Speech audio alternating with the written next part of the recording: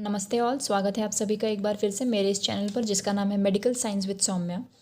पिछले वीडियो में हमने बात की थी difference between rickets, osteomalacia and osteoporosis.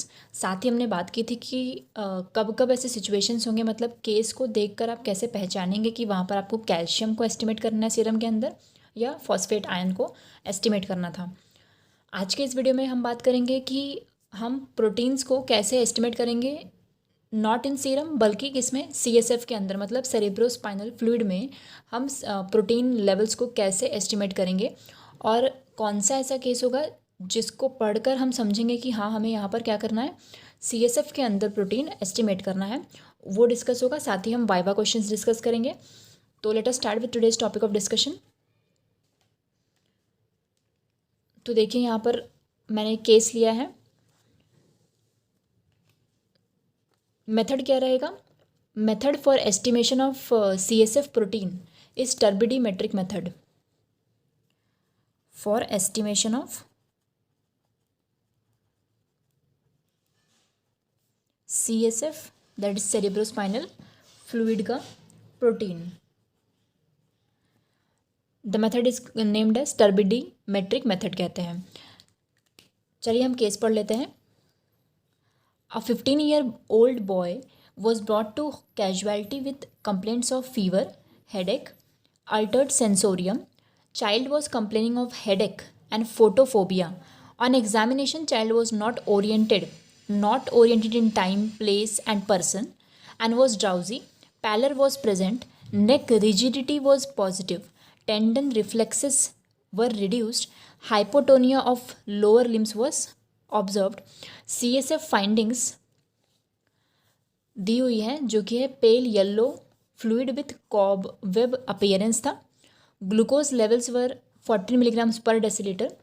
Total nucleated cells are 470 per cubic MM. Neutrophils 20%, lymphocytes जो है वो 78% हो गए। What is the probable diagnosis, perform appropriate biochemical investigation. तो ये सिंपल सा क्वेश्चन रहेगा आपको कि ये केस दिया हुआ रहेगा, इसको आप पढ़ेंगे और आपको समझ जाना है। पहले तो आप डायग्नोस करोगे कि वो कौन सा डिजीज़ हुआ है उस बच्चे को।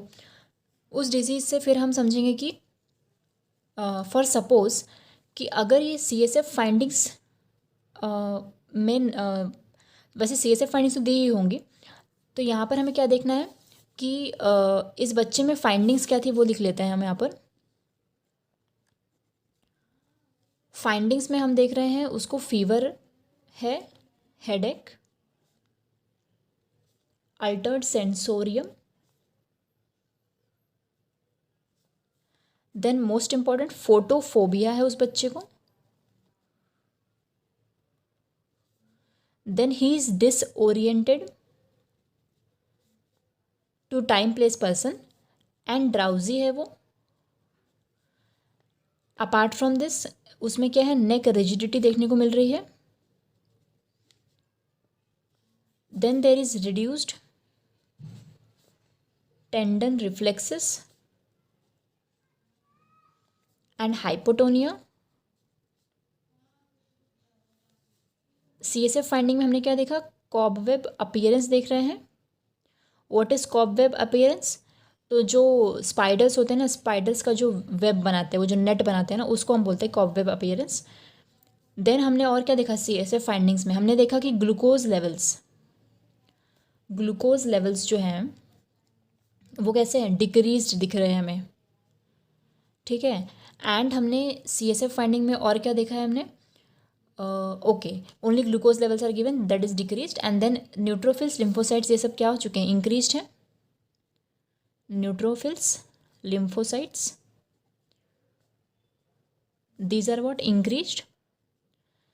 तो जैसे ही हमें ये फाइंडिंग्स पता चलती है ना कि फोटोफोबिया है, फीवर, हेडेक है, Altered sensorium, neck rigidity is very important characteristic feature. Apart from this photophobia is very important characteristic feature. Disorientation एक इंपॉर्टेंट फीचर रहेगा। देन सीएसएफ फाइंडिंग्स में ग्लूकोज लेवल्स जो हैं वो काफ़ी डिक्रीज हुए हैं। ऑल्सो न्यूट्रोफिल्स एंड लिम्फोसाइट्स जो हैं वो इंक्रीज हैं। तो इनको पढ़ने से ही हमें समझ में आ जाना चाहिए कि जो हमारा डायग्नोसिस होगा यहाँ पर diagnosis for this case is what? Bacterial meningitis. Okay, तो हमारा डायग्नोसिस हमने बता दिया, इट इज़ बैक्टीरियल मेनिंजाइटिस। किस बेसिस पर बताया? इन फाइंडिंग्स के बेसिस पर। अब मैं आपको ये जितने भी फाइंडिंग्स हैं ना वो क्यों हो रहे हैं बैक्टीरियल मेनिंजाइटिस में, उसका एक्सप्लेनेशन दूंगी। सी, देखिए पहले था क्या? पहला है fever, headache, then altered sensorium, fever, headache, altered sensorium. इसका कारण क्या है, ये क्यों हो रहा है? ड्यू टू सिंपली जब कभी बॉडी में हमारे बैक्टीरियल इन्फेक्शन होता है तो फीवर, हेडेक होना, ये सब चीज़ें क्या है, एक कॉमन सिम्टम्स होते हैं, ठीक है। तो ड्यू टू बैक्टीरियल इन्फेक्शन, उसको भी बैक्टीरियल इन्फेक्शन हुआ है तो उस बच्चे में भी ये सब चीज़ें देखने को मिल रही हैं। Next is photophobia. फोटोफोबिया, अब क्या रिलेशन है फोटोफोबिया का with that of bacterial meningitis? ऐसा क्यों हुआ कि बैक्टीरियल मेनिंजाइटिस में फोटोफोबिया देखने को मिल रहा है? तो फोटोफोबिया क्यों हो रहा है यहाँ पर? ध्यान से सुनिए, फोटोफोबिया होता है due to irritation of basal meninges. Meninges पता है ना आपको? ब्रेन की जो कवरिंग्स होती है ना ब्रेन की, उन्हीं को हम कहते हैं मेनिंजस। तो उनका इरिटेशन होता है, बेसल मेनिंजस का इरिटेशन होता है, तो इसलिए क्या हो रहा है वहाँ पर? ड्यू टू इन्फ्लेमेशन की वजह से होगा ये। देयरफॉर देयर इज फोटोफोबिया उस बच्चे को। Then next is what? Disorientation,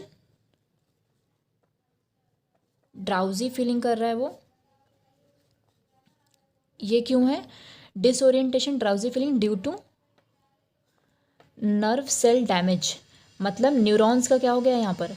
damage हो जाता है ब्रेन के अंदर, जिसके वजह से डिसओरिएंटेशन आता है उस बच्चे में। Then next is neck rigidity. Very important characteristic feature, और एग्जामिनर आपको पूछेंगे ही कि why there is neck rigidity seen over here, तो आप बताएंगे कि क्यों दिख रहा है? Due to inflamed nerve roots, ठीक है। तो बैक्टीरिया के इन्फेक्शन की वजह से सीएनएस में उसका इन्फेक्शन हुआ है, बैक्टीरियल इन्फेक्शन, जिसकी वजह से उस एरिया के नर्व रूट्स जो है वो इन्फ्लेम्ड हो चुके हैं, जिसकी वजह से there is neck rigidity. Okay, next reduced tendon reflexes, hypotonia. ये क्यों हो रहा है? Due to damage to CNS. ये सिंपल इसका रीज़न है कि मसल का टोन जो होता है, रिफ्लेक्सेस जितने भी होते हैं वो कहीं ना कहीं क्या होता है, कंट्रोल होते हैं वाया सीएनएस। तो अगर सीएनएस में डैमेज होगा तो ये सारी चीज़ें क्या होती है, एज ए सिम्टम हमें देखने को मिलती हैं। अपार्ट फ्रॉम दिस क्या देखा था हमने? कॉबवेब अपीयरेंस देखा था हमारे सीएसएफ का। नॉर्मली सीएसएफ कैसा होना चाहिए? क्लियर होना चाहिए, बट यहाँ पर कॉबवेब अपीयरेंस क्यों आ रहा है? Due to very high levels of protein. CSF के अंदर प्रोटीन की लेवल्स बहुत ज़्यादा हाई है, जिसकी वजह से हमें कॉबवेब अपीयरेंस देखने को मिल रहा है। तो कहीं ना कहीं हमें इससे भी समझ में आता है कि हमें प्रोटीन लेवल्स को एस्टिमेट करना है सीएसएफ के अंदर, ठीक है। Next, cobweb appearance, protein levels increase हुआ। नाउ अब कोई पूछेगा आपसे वाई देयर इज डिक्रीज्ड। अभी एक क्वेश्चन यहाँ पर आता है कि why there is decreased glucose levels in CSF में, ग्लूकोज लेवल क्यों कम हो चुका है? इसका रीज़न ये है दैट बैक्टीरिया जिसने इन्फेक्ट किया है ना, bacteria utilises this glucose as a source of food और एनर्जी, ठीक है, जिसकी वजह से ग्लूकोज लेवल्स क्या हो जाते हैं, कम हो जाते हैं। तो ये था रीज़न बिहाइंड दिस। देन एक और क्वेश्चन रहेगा कि बैक्टीरियल मेनिंजाइटिस में प्रोटीन लेवल्स कैसे सीएसएफ में इंक्रीज करते हैं? Why proteins increase in CSF by bacterial meningitis. तो इसका रीज़न क्या है? ड्यू टू अभी बैक्टीरिया का इन्वेजन हुआ है, तो ये क्या करेगा, ये जो ब्लड ब्रेन बैरियर है उसके स्ट्रक्चर को डिस्ट्रॉय करने की कोशिश करेगा। तो due to increased permeability of blood brain barrier,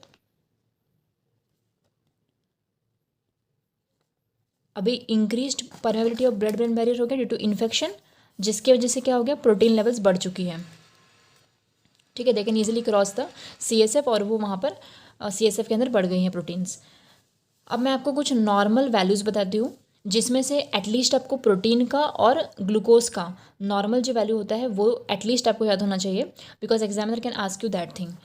तो अगर मैं नॉर्मल CSF की बात करूँ, नॉर्मल CSF की अगर मैं बात करूँ, तो यहाँ पर जो वैल्यूज़ रहेंगी, नॉर्मल CSF कैसा होता है, देखिए उसका अपीयरेंस कैसा होगा, appearance will be clear. Glucose levels कितने रहेंगे उसमें, 40 to 70 milligrams per decilitre. Then उसमें प्रोटीन की मात्रा कितनी होनी चाहिए, 15 to 45 milligrams per decilitre. Remember कि प्रोटीन लेवल्स ग्लूकोज से कम होते हैं नॉर्मली CSF के अंदर। देन न्यूक्लिएटेड सेल्स उसमें कितने होने चाहिए, 0 to 5। देन न्यूट्रोफिल्स का क्या परसेंटेज होता है नॉर्मल CSF में, it is 0 to 6%। Then lymphocytes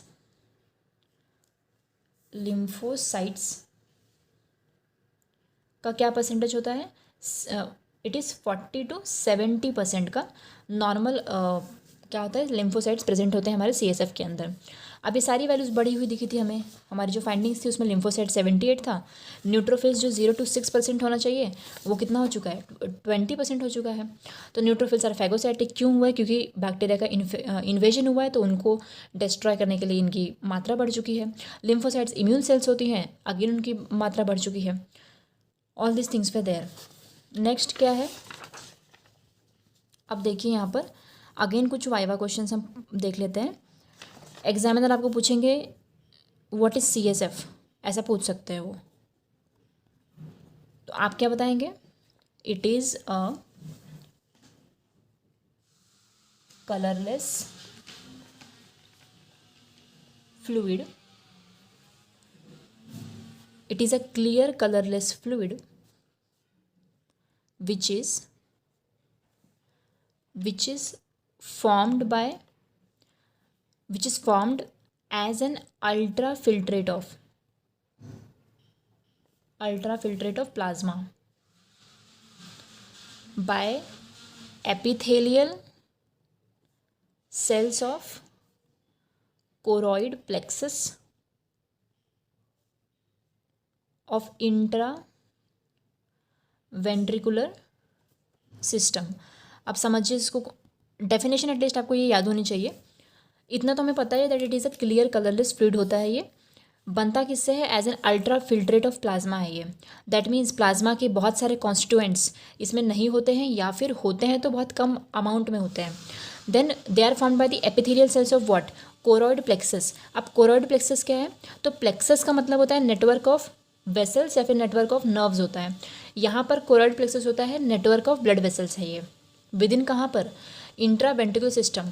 तो network of blood vessels with in the ventricular system of CNS, मतलब जो हमारे पास लैटरल वेंट्रिकल्स होते हैं ब्रेन के अंदर, third ventricle and fourth ventricle है, उन वेंट्रिकल्स के अंदर कुछ ब्लड वेसल्स जो एंटर कर रहे होते हैं ना, वो ब्रांच कर जाते हैं and they will be forming a network like structure, और उनकी सेल्स जो होंगी ना वो स्पेशलाइज हो जाती हैं। तो वो बेसिकली उनको हम कहते हैं कोरोइड प्लेक्सस। ठीक है, तो ये हो गया क्या, व्हाट इज़ CSF की हमने बता दिया what is CSF। Then another thing they will ask you कि कंपोजिशन ऑफ CSF क्या है। तो आप बताएंगे कंपोजिशन ऑफ CSF में प्रोटीन्स होता है, then glucose is present, chlorides present होती है, कैल्शियम आयन होता है उसमें, देन इनऑर्गेनिक फॉस्फेट आयन होता है, then urea is also present. Okay, remember that all constituents of CSF are lesser in amount than that of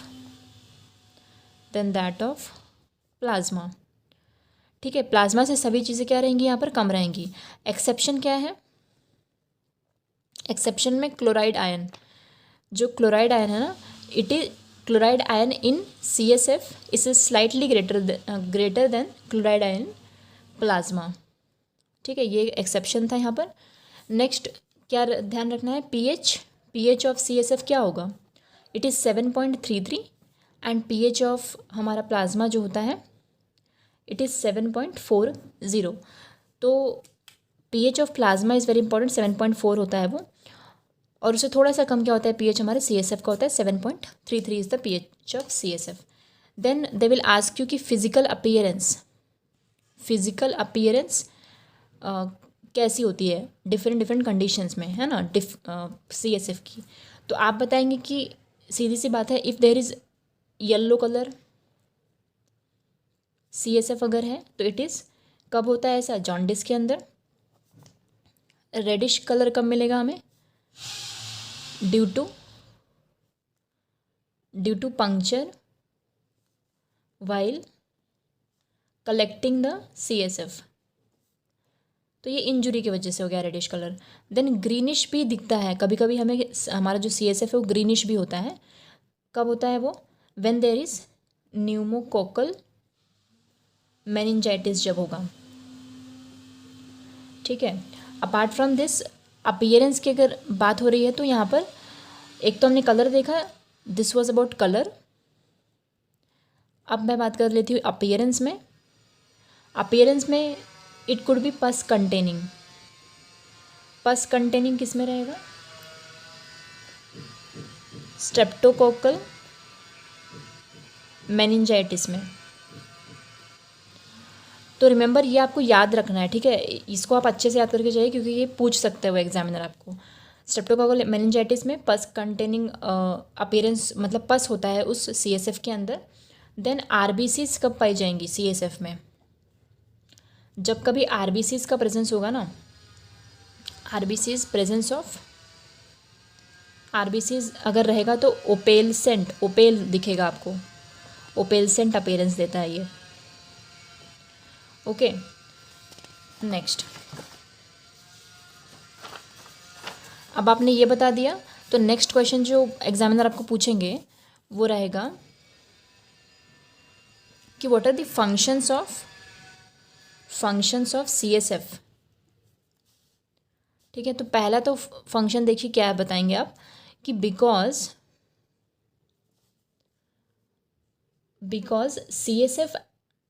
CSF and brain have same specific gravity. ठीक है, brain और CSF की specific gravity क्योंकि same है. This is the reason that brain just floats in CSF के अंदर, सिर्फ वो फ्लोट करते हुए फ्लोट ही कर रहा होता है, दैट मीन्स वो. एंड यहाँ पर इससे क्या समझ में आया कि this decreases weight of our brain. तो ये पहला फंक्शन हो गया. तो बहुत बारी क्या होता है कि हम बता देते हैं कि CSF जो है वो ब्रेन की वेट को डिक्रीज़ करता है. तो एग्जामिनर आपको पूछेंगे कैसे डिक्रीज़ करता है, तो डिक्रीज़ इसलिए करता है क्योंकि CSF और ब्रेन का specific gravity is same and hence क्या होता है कि वो फ्लोट करते हुए महसूस होता है, जिसके वजह से उसका ब्रेन जो है वो उसका वेट क्या है कम हो जाता है. देन सेकेंड क्या काम है इसका, दूसरा काम है CSF का, it keeps intracranial pressure constant. मतलब अगर सपोज करिए कि ब्लड वेसल से जो ब्लड आ रहा है ब्रेन के पास, मान लीजिए due to increase blood pressure क्या हो रहा है कि ब्लड ज़्यादा अमाउंट में आ गया ब्रेन के अंदर, तो अगर हमें इंटरक्रेनियल प्रेशर को मेंटेन करना है ना, तो क्या होगा, CSF जो ड्रेन आउट हो रहा था ना ब्रेन से, वो ज़्यादा मात्रा में होगा, जिसकी वजह से जो प्रेशर रहे वो कांस्टेंट रहे। देन थर्ड इसका फंक्शन क्या है, शॉक एब्जॉर्बर, ठीक है, कुशनिंग इफेक्ट शॉक एब्जॉर्बर देता ही है, फ्लूइड है क्योंकि सराउंड कर रहा है उस ब्रेन को। Then fourth is it serves as fluid buffer होता है। It provides optimum environment for neurons present in brain, ठीक है।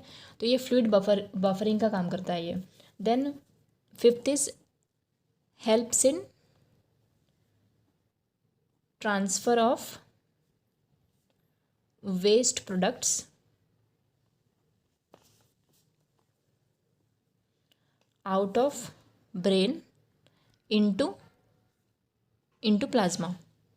तो वेस्ट प्रोडक्ट को भी यही ट्रांसफ़र करेगा प्लाज्मा के अंदर।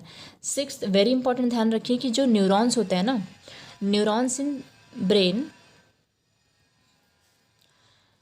नीड ऑक्सीजन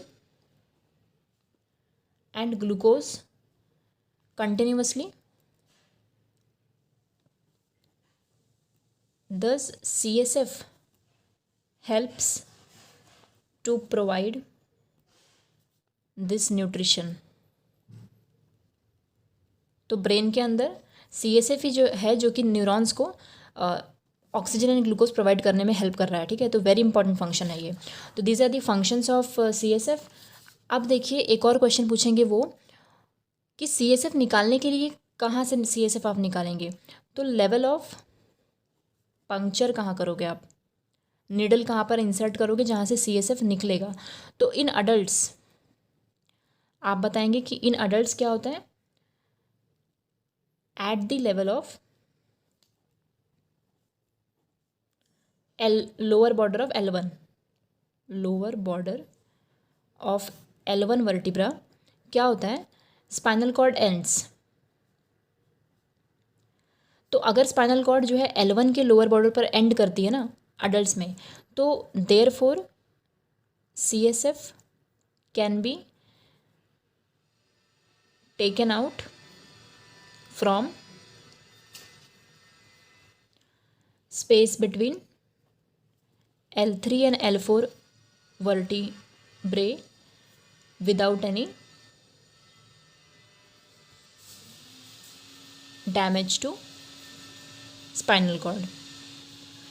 तो आप कभी कभी आप क्या बताते हैं कि अडल्ट्स के अंदर L3 L4 वर्टिब्रा के बीच के स्पेस में से हमें निकालना है CSF को, वो तो ठीक है। फिर एग्जामिनर आपको पूछेंगे कि ऐसा क्यों करते हैं, तो रीज़न पता होना चाहिए कि स्पाइनल कॉर्ड जो है वो L1 वर्टिब्रा के लेवल पर एंड करता है, and to avoid injury to this spinal cord हम ऐसा काम कर रहे हैं। और वहीं अगर हम बात करें चाइल्ड में, तो उनमें क्या होता है, स्पाइनल कॉर्ड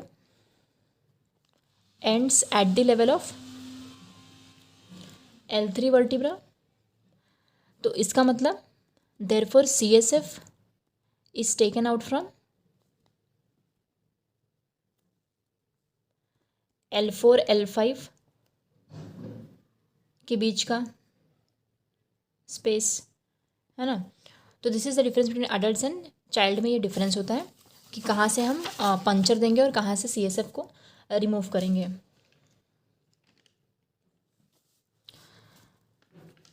ऑल्सो रिमेंबर कि जो हमारा ड्यूरा मैटर होता है ना, जो 3 कवरिंग्स होती हैं ब्रेन को, जो 3 कवरिंग्स होती हैं, ड्यूरा मैटर, एरेक्नॉइड एंड पाया matter.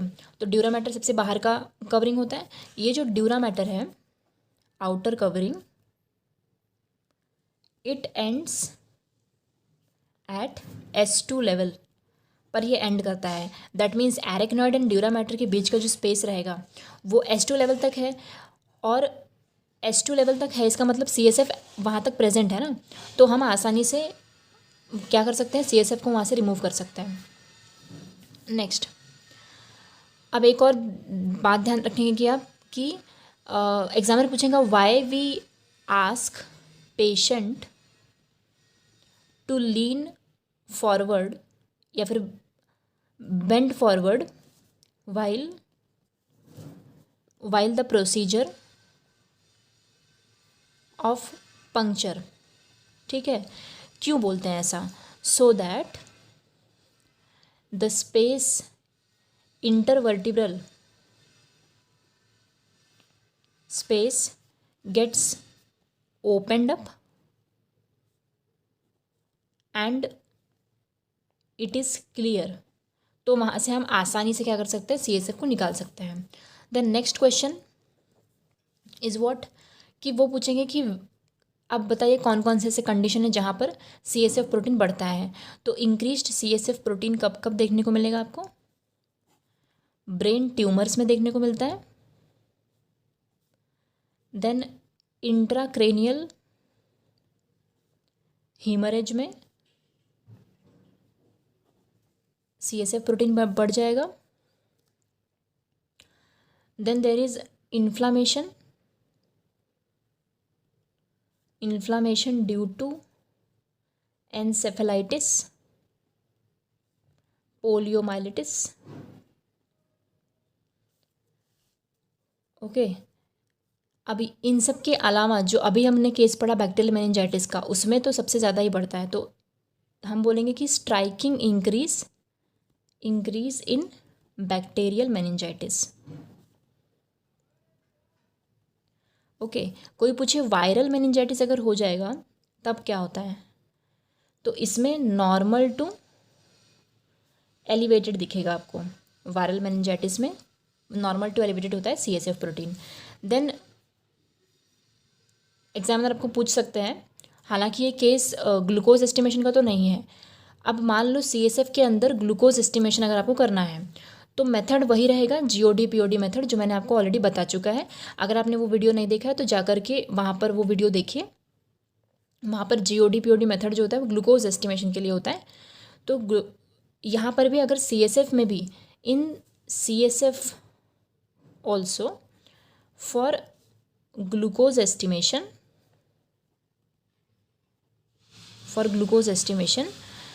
GOD POD glucose oxidase peroxidase method is used.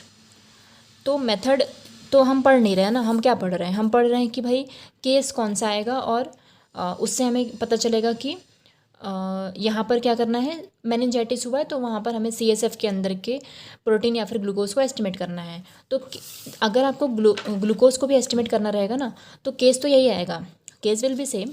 Difference बस एक बात का रहेगा कि यहाँ पर ग्लूकोज नहीं देंगे वो लोग, बल्कि क्या देंगे, यहाँ पर प्रोटीन की वैल्यू देंगे।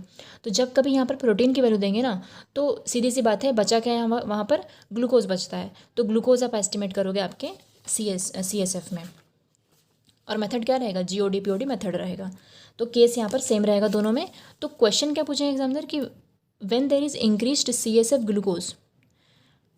ठीक है, अभी हमने क्या देखा, बैक्टीरियल मेनिंजाइटिस में ग्लूकोज लेवल कम हो रहा है।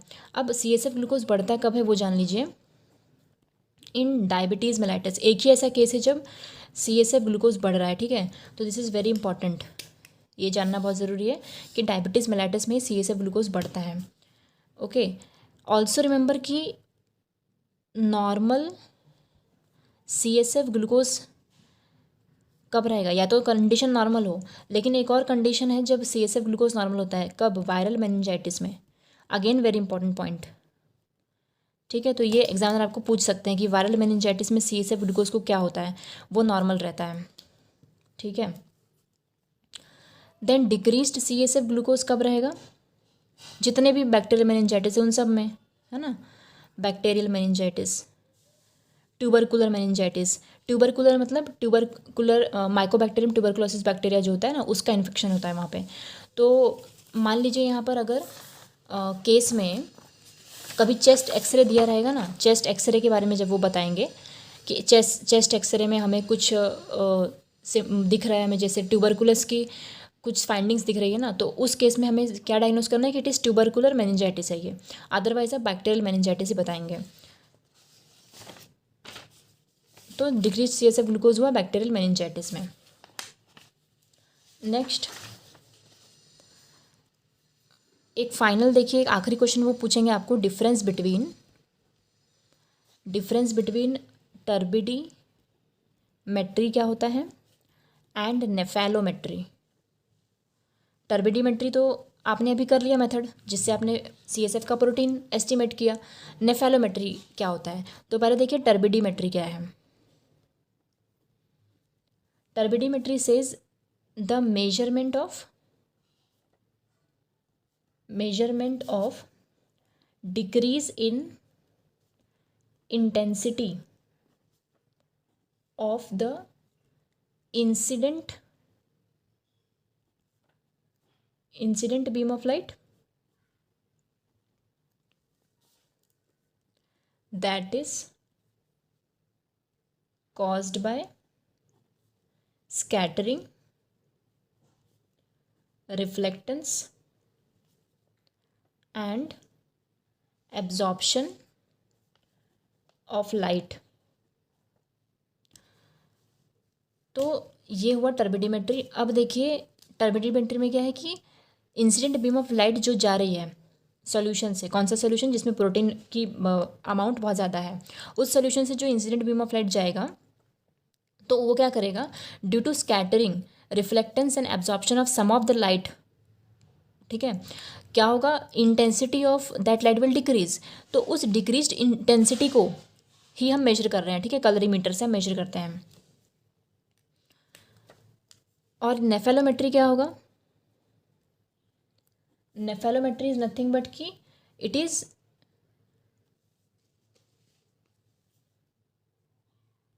Detection of light energy scattered or reflected toward detector that is not in direct path of transmitted light।